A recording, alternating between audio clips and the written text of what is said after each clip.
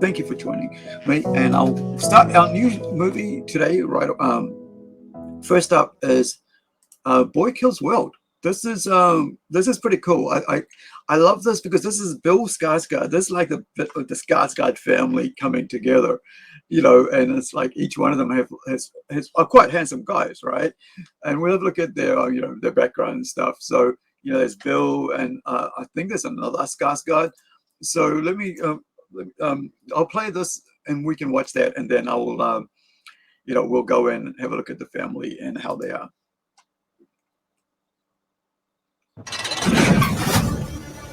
This was never a great city, but it was ours. Are you with me? Always. Until Hilda van der Kooi took it from us. This is how she keeps control. They call it the calling. They're all gonna watch and cheer as you die. That's me, facing televised execution by breakfast cereal mascots. Not my happiest day. But let me take it back to an even worse one. The day the van der Koois killed my family and left me deaf and mute. So I made a 3-step plan. Step 1, give myself an inner voice. I took the last one I remembered from this video game. Player 1 wins. Step 2, get stronger. A lot stronger. And step 3, join a team. Welcome to the Resistance. Yeah, go team. The mission is simple. Make the van der Koois pay for what they have done. Insert crazy action montage. You fall in love, it's caving in. You never face on that's about it, you wanna laugh, you I want to see this movie. I want the poster. You know how hard it is to get a serial company to sponsor mass murder? Wow. You ring the bell and Run time! I don't like this plan.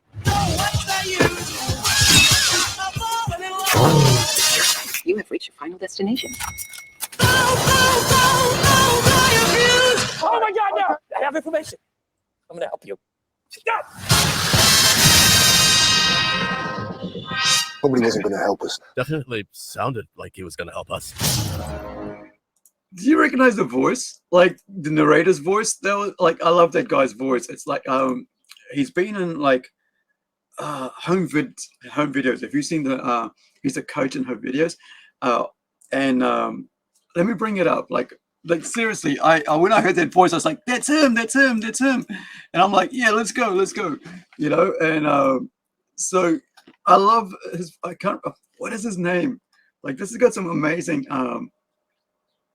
actors in this. Like, I mean, this got Frank Jensen, like, from, Phoenix, right?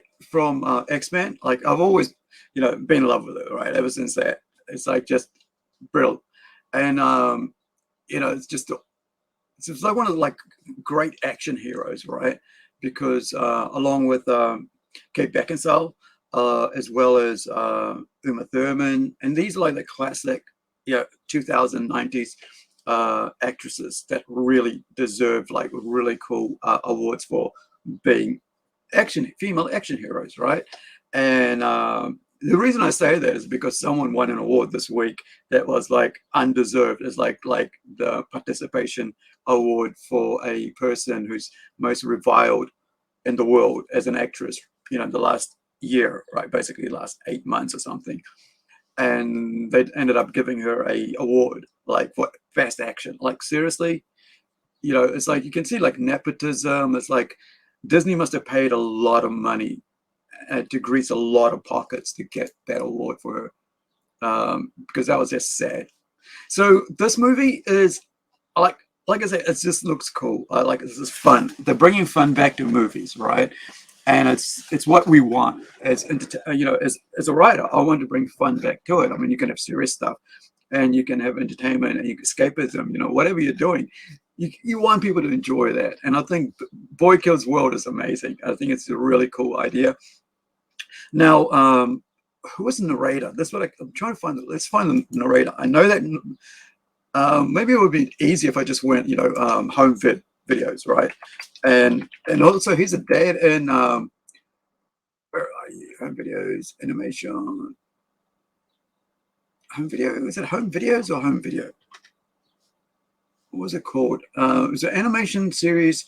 Anyway, it's weird when I can't find the name of people, and it annoys me when I know, because I just forget things so quickly. But look, in Boy Meets World, right? It's got Bill Skarsgård from the Skarsgård family, right? And they all look alike, right? So it can get confusing, right? So the brother of and so on, and the other brother, he's the youngest brother, right? So I didn't actually realize that he was in Pennywise, because he was Pennywise, sorry. I haven't actually watched it, right? The only it that I've ever watched is the original one with Tim Curry. And I actually read the book. Like, that was my first Stephen King book. It was like really thick, and it was actually probably maybe the first horror novel that I ever read. And I was about 15. And I know how I got it as well. It was like part of a library for like an open library, as part of a open polytech thing that I was at, where I was studying to be a chef. And so the book was there, so I took it home and I read that, and it was like the first book I read, and I was like, creepy and everything, but I quite enjoyed it. And ever since then, I just started reading horror novels and stuff like that, and Hellraiser with the Clive Barker, and they're my two favorites, right? King and Barker, and like they're totally polar opposites of each other when it comes to the style of genre and art, comic storytelling when it comes to horror genre, right? Because they write very differently. So it's quite interesting to see Bill being this character, and as Pennywise. Of course, he's in 2 as well, and I haven't seen chapter 2 either. But I have seen Barbarian, I have seen John Wick, right, chapter 4, and it's just cool to see that. I mean, it's kind of almost like suddenly it's like the Skarsgård family sort of like is a new, look, so like you got Stellan, the father, right? The older one, this dude here, very well known, right? Then you've got, where's the other one? So you've got, where's the brothers, siblings? Where's the siblings at? Alexander, that's it. There you go, Alexander. Oh, he's a relative, right? So you got Alexander, right, from that vampire series. Was it True Calling? No, True Blood, right? Yeah, it was True Blood. So very well known, and he's been on a whole bunch of movies. I mean, this is like a friggin', how many seasons was that? And I saw every one of them. I did enjoy this. I'm a vampire fan. Like you can see, like it was like give it a 9. I'm and I'm writing a vampire story right now, creature monster, thing, and I'm really enjoying it. And we're getting to a stage now where in the story where I've got to write a fight scene, right? And so I'm watching a whole bunch of fight scenes from like John Wick, from Monkey Man that we played last week, because the fight scene for my comic book, for this book, right? I mean, for this issue, chapter, I should say, takes place in a kitchen, in a pizza restaurant, right? And it's like making sure that whatever's happening in that room, that it's happening amongst that sort of, what would you say, like environment, like tables, chairs, utensils. There's a pizza oven, the wood fire kind of pizza oven type thing, and so it's been really cool because it's another aspect of my life, right? Like as a career, I used to be a cook, right? As a bistro chef, I've worked in restaurants in the back and in the front, serving wine, serving food, cooking food, right? Serving that up as well, cashing people out, cleaning in the kitchen. So it's all kind of like using my knowledge of my background into what I'm going to do with this story going in. So it's quite fun. Like I said, I love, werewolves have been my main thing forever since I was a kid. So, well, teenager, I should say, starting with like the werewolf TV show, right? In the 90s, I think it was late 80s. So I'm looking forward to this. I think this is another good movie, like Monkey Man, right? Like the one we saw with Dev Patel last week. I think it was, we looked at that. And it's just good action scene. Like, you know, I think it's good to get back to just fun action movies. And this one, like, basically the story behind Boy Kills Will, right, is action thriller, dystopian fever dream action film that follows Boy, a deaf person with a vibrant imagination. When his family is murdered, he is trained by mysterious shaman to repress his childish imagination and become an instrument death. Now, that also kind of falls into Monkey Man, right? So if you look at Monkey Man, it's the same thing. Some guy basically teaches this boy how to be tough, right? I mean, how to be, you know, strong and heavier. Because you don't just suddenly become, very strong. So this is I'm really looking forward to, right? When I was a boy, and I want to see them in the cinema. my mother used to tell me a story of a demon king and his army. They brought fire and terror to the land until they faced the protector of the people, the white monkey. And the pandemic didn't help that. Maybe people think, well, why am I wasting money here? Might as well watch it at home. But there are some great movies that you can watch that can only feel great on the big screen. In this city, the rich don't see us as people. Give me the job no one wants to do. I'll do it. And the other thing about creating Anyone who negative thing forgets that their I have peace personally doesn't called turn out well cinemas for them. is people around you don't respect what This the is not the audience place to work you if you might can't have. handle They that might sort be of stuff. talking, yapping on their phone, you know, throwing things around, and you're like constantly in the Every moment. day, Especially if it's a head movie, I've right? prayed Like for a way to scene. protect the I've had a world. scene where like I've got an I've had answer people draw to me out every of it, prayer. I call on Mickey. by throwing ice around and Minaj, drinks around, and I'm like, big bumper, Yeah. nice headlights. Let's boogie.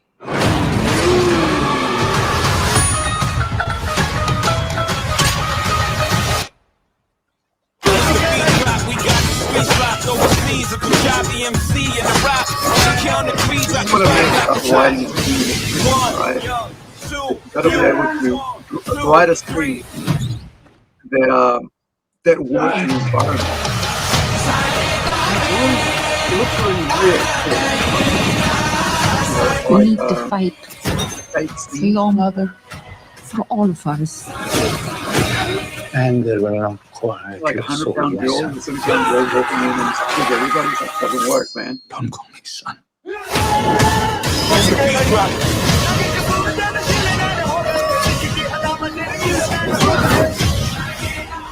It's time to remember who you are. So the interesting thing about this is, for me, I think it's like actually maturation of Bollywood, right? Like not Bollywood, but like in the sense of like they're really getting serious about how they tell a story. And I think Dev here, just like with Bollywood, Slumdog Millionaire, right? You could tell an Indian story in a very serious way that I've always missed, that I've enjoyed in Western cinema, right? And even like not just Western, but actually European cinema, like in every other cinema except Bollywood. Bollywood, people go to be entertained, to dance, because music is part of the religion. It's like part of the culture. It's like part of everything that Indians do. That has to be music and dance. Like you have like a prayer meeting, there is music there.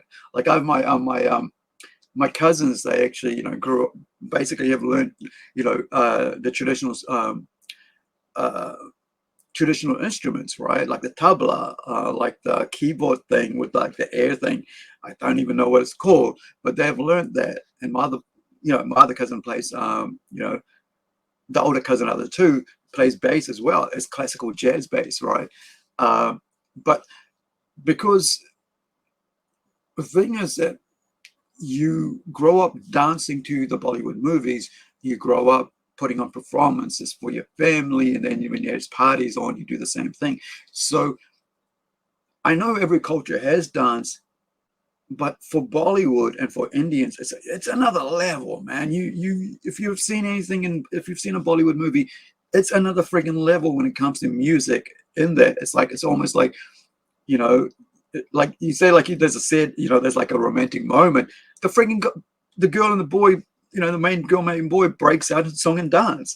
You know, and there's like about 20 different scenes across mountains, rivers, and rose gardens, and, you know, plains, snowy mountaintops, desert fields, and they're fun freaking movie that's got nothing to do with them being there, you know. But it's like this fantasy world they create in that music, and I think for me that's really like, it's fun when you're a kid, right? For me personally, it's fun when you're a kid in your teen, you know, early teens, pre-teens, but and then like, and I think this has a lot to do with me being growing up in New Zealand, coming into New Zealand early on, and then seeing stuff like Star Trek, you know, Aliens, you know, Rocky, you know, all that, the whole franchise, you know, but early on, like 1, 2, 3, you know, Star Wars, movies like that, right? And a bunch of others like Westerns, you know, Thursday afternoon, oh no, not Thursday, I should say after school movies, you know, as well as like looking at stuff like, you know, you had like the after school specials